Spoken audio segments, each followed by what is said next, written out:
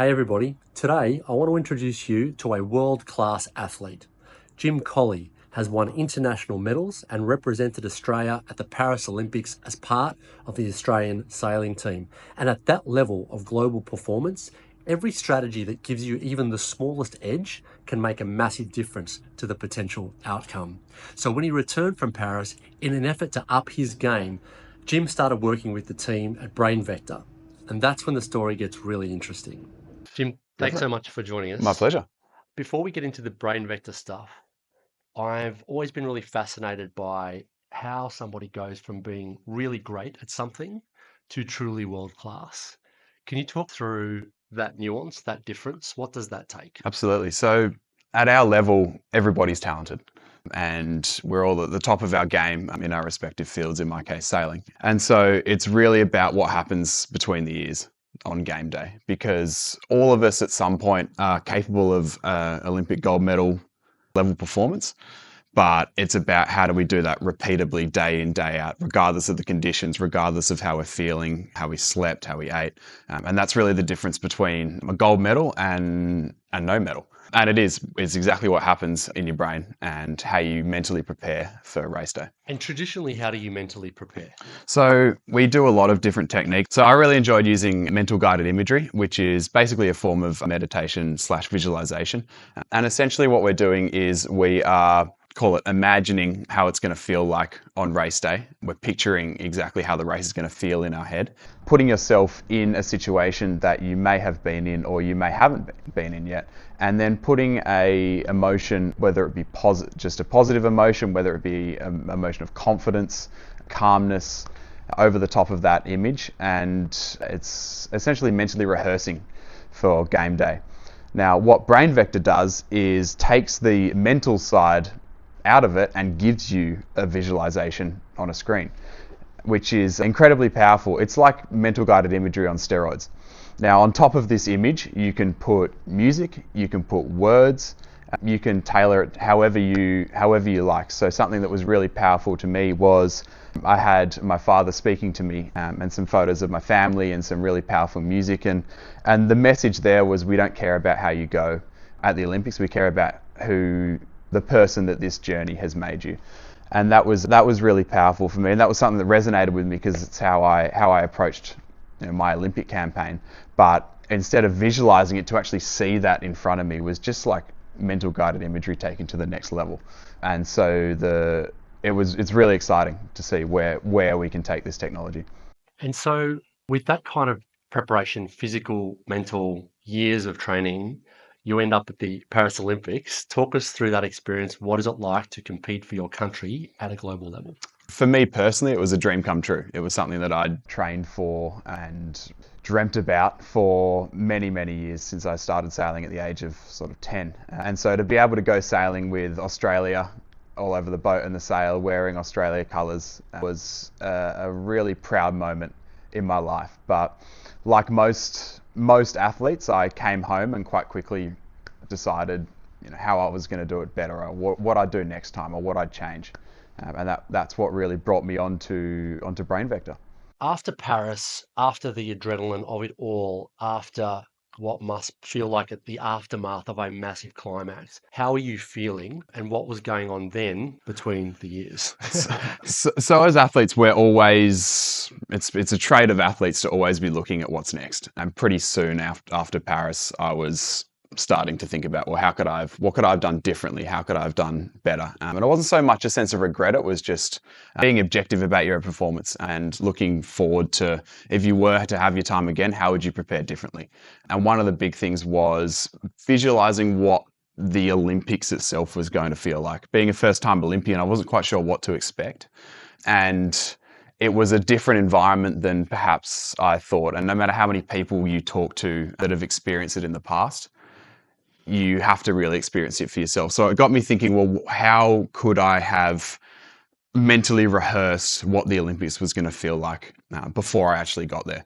And that's what really brought me on to Brain Vector and the possibilities of getting a more intense visualization before the regatta actually happened. Yeah, so tell us about that. Tell us about the brain vector technology. How exactly does it work?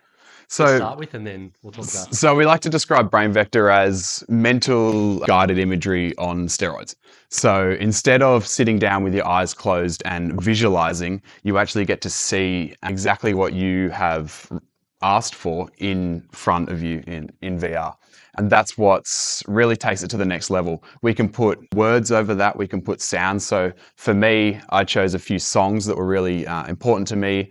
I had a really powerful AI generated image of my father talking to me and just telling me that he was proud of me and he wasn't fussed about the result. It was more about who I was as a person. And that, to me, that was something that was really important because that's how I often carried myself in my training and racing as well. And so to be able to see all of that in front of me, really, it was incredibly powerful because I could visualize that, but not to the level that the experience gave me. So it got me thinking, if I had that pre-Olympics or during the Olympics or pre-race, it's just a burst of really positive emotion. Or, I mean, it could be any emotion. Some of us don't like to feel positive before racing. Some of us like to feel nervous or stressed or anxious, but in small amounts. And so it can really be tailored to anything. And that's what's really exciting. So at a scientific level, as I understand it, and I'm not a scientist, what Brain Vector does is taps into the brain's own memory database to naturally release neurotransmitters like dopamine, serotonin, and oxytocin, which are the happy drugs, essentially. Putting the science aside, what was the reality of that like? How did you feel off the back of the experience? Well, I felt as I had wanted to feel. So I wanted to feel a sense of, for me, it was a sense of confidence. I want to feel calm and excited. So they were my sort of 3 big ticket items. And what Brain Vector did was 3 different experiences, all one after the other, that each had a component of my life that made me feel those emotions, irrespective of my upcoming race. So as I said, I had my father speaking to me. I had some images from when I was a young sailor competing in junior classes with just a huge smile on my face. And what that did was it just gave me a shot of those positive or excited, I suppose, emotions. It gave me the right level of arousal to go into competition. It was really a hit of these emotions. And as I said, it's not all, it might not be positive. It might you just might want a little bit of nervous energy to creep in. And that's really, for me, that really helped my racing too. So I could choose exactly how I wanted to feel and basically just get a shot of those emotions. And straight afterwards, it got me probably more excited to go back to training than I had done since the Olympics. I love that. Was it immediate? It was, yeah, absolutely. Could you reuse it? Could you take a day where you're like, you know what, I just don't have this in me today, but I know I need to.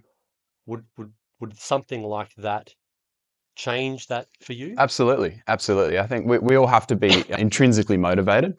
However, getting a little bit of extra help here and there is certainly beneficial. And what was really interesting and maybe surprising to me was I experienced the same VR session multiple times, and the novelty didn't wear off.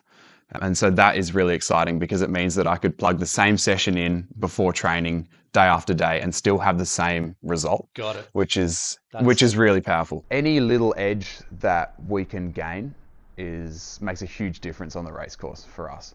So if I'm feeling even 5% more excited, 10% more calm, a little bit more confident, it makes a huge difference to what happens on our start line and then subsequently in the race.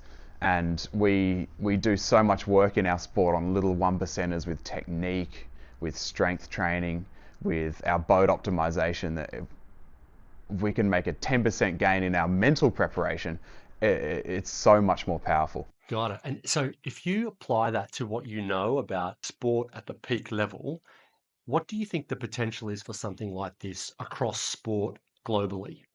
So if we break down a day of competing, we have our morning session, which is a slowly bring your body into a sense of readiness where you're ready to compete. We have a pre-race or pre-game, which is more of like a shot of I'm ready to go. And then we have the wind down at the end of the day. And for athletes that are doing multiple day events, we have a 6-day event, you need to be able to effectively wind down so you have enough, you sleep well, you recover well, and then you can get ready to go again the next day.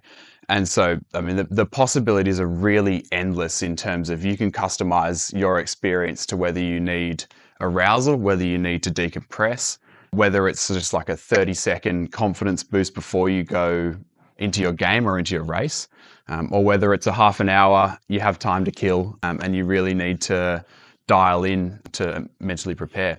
What's also really, really interesting is that we can then take images from, say, the location. We were racing in Marseille at the Olympics, so we can take images from Marseille, we can take sailing data, we can take video that we've previously taken with head cams and things, and we can turn that into an experience, which means that we have essentially lived the race before it even happens. That's amazing. Exactly. And so on a day where you maybe can't go training because the weather or you're injured, you can still get a full day of mental training without having to leave your bedroom, I mean, which is amazing. It seems like the application of that is clearly not just limited to you. It's not just limited to sailing. It's limited to any high performance pursuit, sport or otherwise, right? Absolutely. I mean, for any pursuit, our goal is always I just want to be 1% better, 5% better each day. And if we can just work on our mental skills, I mean, that for any application, that really is the difference between performing at a really high level and just being there. Well, this technology can be used in any sport and in any situation, because we have a period in our day where we wake up and we mentally prepare for the day. We have a period just before the race where we just might need a little bit of a shot of adrenaline or confidence or excitement. And then at the end of the day, we need to be able to recover. We need to be able to wind down. We need to be able to get our mind into a place where we can sleep and wake up the next day feeling fresh. And we can tailor any one of these brain vector images to suit those requirements. And so if we're talking about making 1% or 5% or 10% gains, I mean, it's more like a 20 or a 30%er. It's really, really powerful at any time within our sporting journey, and not just in sport, in any high performing profession where being able to perform consistently on the day is really, really important. Brain vector can facilitate any sort of gains in that area too. Yeah. I love that so much. I mean, I can even see that even in my own career. We deal with founders all the time. We're dealing with people in high pressure situations all of the time. And you need this incredible amount of resilience to be able to do what you do. And it is relentless. It's every single day. Yeah. It's every single month. It goes for years. And so finding a way, finding your tool set to be able to help you to do that on a daily basis is critically important. And I think that particularly when we work with founders, not enough time gets spent, not enough attention gets spent on what's going on up here, on your mental wellness, on your resilience, on your ability to pick yourself up out of the emotional state and really deliver whatever it is you're trying to do that day, which is why I got so excited when I met Steph and I heard about the Brain Vector story. Jim, just to close out, what advice would you have for anybody else who is in a similar situation to you, whether they're an athlete or they're in any field which requires high performance? What would your advice be to them in relation to your experience? Well, look, we spend so much time physically practicing tasks, whether it be going to the gym, whether it be practicing speaking, whether it be doing whatever you do in your field of business, but so rarely do we spend enough time practicing our mind. And that is really the difference between just performing and performing at a really, really high level. And so we should be doing almost more mental training than we are physical training in whatever field we're in. And Brain Vector really is the next step in taking that to the next level. It's amazing, mate. Well, I think you're an inspiration. You're a champion. Thank you so much. My pleasure. Thank you, Steve. For spending time with us. No, my pleasure. If you want to find out more about Brain Vector, jump onto the VentureCrowd website.